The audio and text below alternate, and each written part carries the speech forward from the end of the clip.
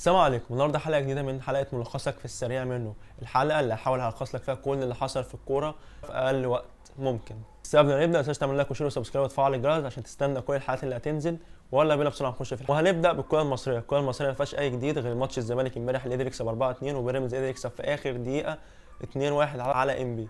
انا عامل حلقه على الماتشين وعلى كل اللي حصل في الكوره المصريه امبارح، تقدر تشوفها هتلاقيها على القناه. نبدا باليوم الكروي الانجليزي اللي بدا يوم السبت الساعه 5 بثلاث ماتشات، بس اهم ماتش هو كان ماتش مانشستر سيتي وبرايتون.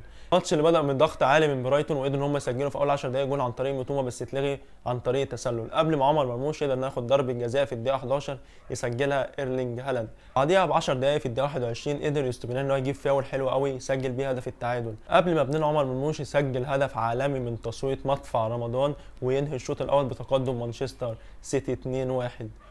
والشوط الثاني بدا بضغط من برايتون، وفي اول 3 دقائق برايتون يعادل النتيجه عن طريق خوسانوف بهدف عكسي في مرماه. الماتش بقى كده مشي في سير شويه، الكوره مع السيتي شويه مع برايتون، وخلص المباراه 2-2 وتعثر جديد لمانشستر سيتي اللي ربنا يكون في عونهم وفي عون جماهيرهم. والحمد لله جاي لكم توقف دولي هتقدروا فيه تاخدوا نفسكم شويه وتراجعوا الفريق. اما الماتشات اللي كانت بتلعب في نفس الوقت فقدر نوتنجهام فورست يكسب 4-2 وشايفه كلم كابتن وود ما عملش اي حاجه. اما على الناحيه الثانيه قدر ولفرهامبتون يكسب 2-1 عن طريق لارسون اللي معايا في الفانتازي. اما في اخر ماتشات يوم السبت في اليوم الكروي الانجليزي برينفورد كسب بورموس 2-1 بهدف ويسا ونورجارد ومويمو عمل اسيست يا عم عشان الفانتازي.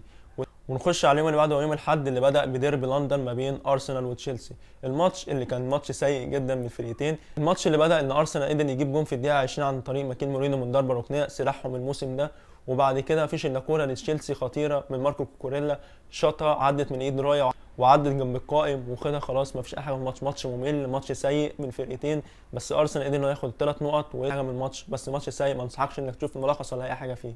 اما على الناحيه الثانيه في ديربي لندن صهنن كده ما بين توتنهام وفولهام، قدر فولهام انه يكسب توتنهام 2-0. بس في رساله لكابتن انجي، انت معاك بيدرو بورو دكه ليه؟ يعني كفايه البلانك اللي احنا فيه، كمان معاك بيدرو بورو دكه وبتنسف الدقيقه 84. يا اخي منك لله وان شاء الله يشيلوك بكره. وفي اخر ماتشات اليوم الاحد الكروي في انجلترا هو ماتش مانشستر يونايتد وليستر سيتي. الماتش اللي بدا عادي لحد الدقيقه 22 لما كريستيان نيكسون حط كوره ارتوع عالميه جت في العارضه.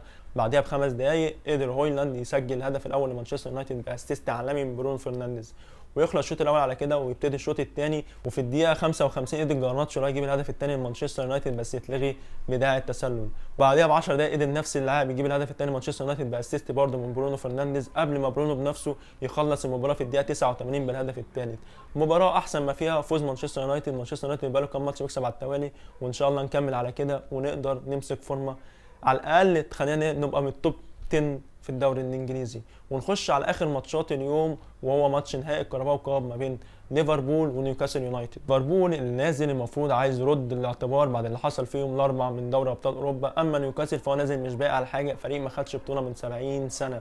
بس اللي حصل عكس المتوقع، نيوكاسل نزل ضاغط، نيوكاسل نزل اخطر في المباراه. الشوط الاول كان كله نيوكاسل، هجمات من نيوكاسل وتصد من كلهير ودفاع ليفربول. قبل نهايه الشوط الاول جت ركنيه نيوكاسل، قدر دان بيرن انه يسجل الهدف الاول نيوكاسل.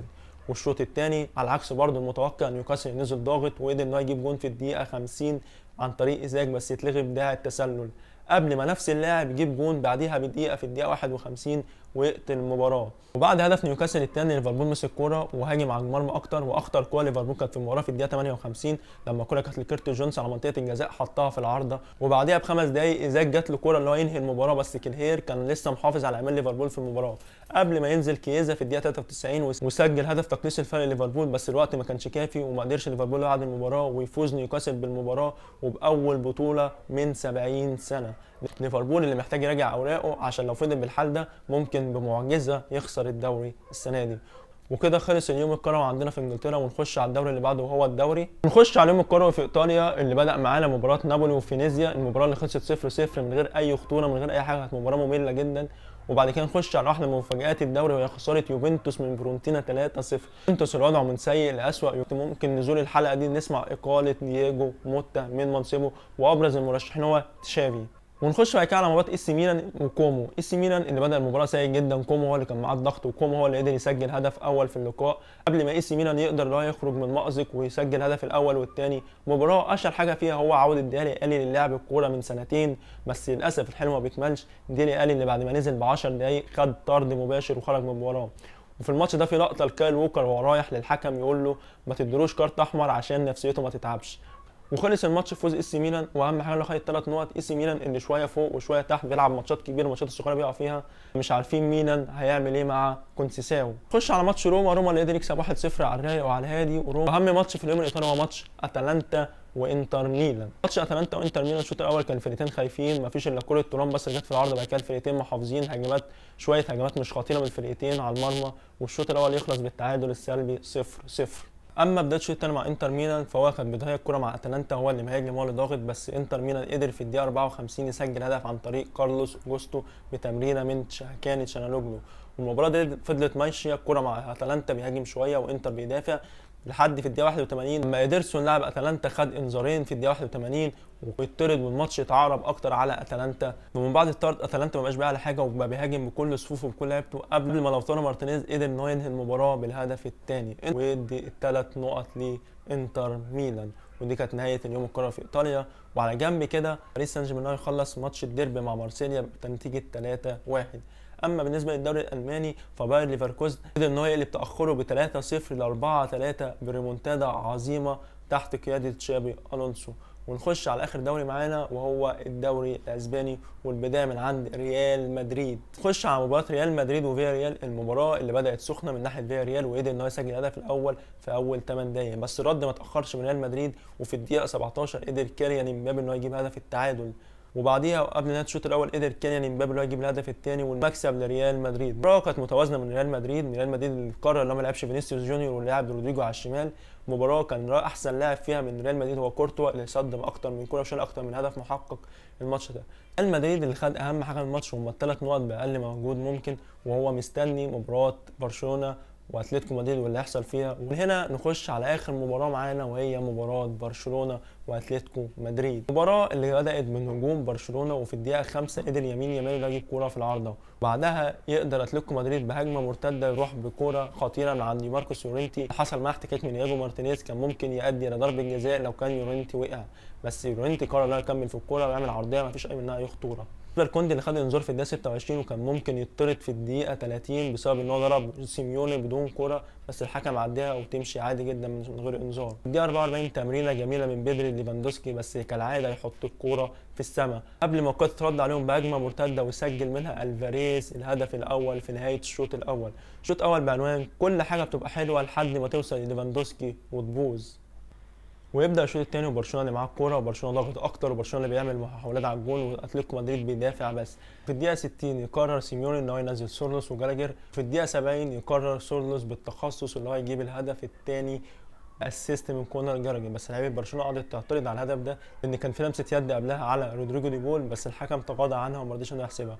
ومن بعد الجون ده وبرشلونه هاجت ما سمتش على حد. الهدف الاول عالمي من ليفاندوسكي اللي شويه فوق وشويه تحت، انت مهاجم توكسيك عامل زي سيف الدين الجزيري كده. اما الهدف الثاني فهو كان عن فران توريس بعرضيه يوجهها بدماغه حلو قوي. اما عن الجون الثالث وجون قتل الماتش فقدر يمين يامال اللي هو يحط ار2 تخبط في المدافع بتاع اتلتيكو مدريد وتنزل في الزاويه العكسيه الاوبلاك واقف يتفرج عليها. اما فران توريس فقرر ان هو يقتل الماتش رسميا ويسجل الهدف الرابع والهدف الفوز لبرشلونه. برشلونه اللي عمل ماتش عالمي بكل المقاييس. برشلونه اللي ما تقدرش تقول هو اتظلم ولا ظلم برضه في الماتش، لان كان في طرد على كوندي المفروض كان يطرد، وبرضه كره لمسه اليد على ديبول المفروض كانت تتحسب، فما تفهمش. بس برشلونه قدر انه ياخد ال3 نقط ويعزز صدارته للدوري الاسباني. برشلونه اللي السنه دي مفير. ونتكلم عن احسن حد في برشلونه فهو بالفعل فليك اللي لازم ترفع له 100 تحيه. فليك اللي الروح والشخصيه اللي هو يبقى واقف بره على الخط ويخلي لعيبته من 2-0 ترجع 4، فده شخصيه مدرب قويه جدا. بس اما على الناحيه الثانيه فانا ما اتمناش في حياتي ان اكون سيميوني. السيناريوهات اللي بيخسر بها سيميوني، انت ازاي بتدرب اتلتيكو بقى اكتر من 13 سنه؟ سيميوني ده اكتر مدرب نحس في التاريخ يخسر من ريال مدريد بسيناريو اللاعب يتزحلق الكره تيجي في رجله يخسر الماتش، وبرشلونه يبقى كسبان 2-0 في الدقيقه 70 ويتقلب عليه ب4. فانا ما اتمناش ابقى سيميوني. اخي انا حاولت ان انا الخص لك كل اللي حصل في اسرع وقت ممكن، فالحلقه طلعت طويله انا اسف، بس لو عجبتك الحلقه ما تنساش تعمل لها لايك وشير وسبسكرايب وتفعل الجرس وتتابعنا عشان ينزل حاجات جديده الفتره الجايه. في توقف دولي فما فيش حلقات، بس ان شاء الله في حلقه جديده بكره من فوازير رمضان، ما اعرفش هتنزل امتى بس هتبقى بعد الحلقه دي. والسلام عليكم.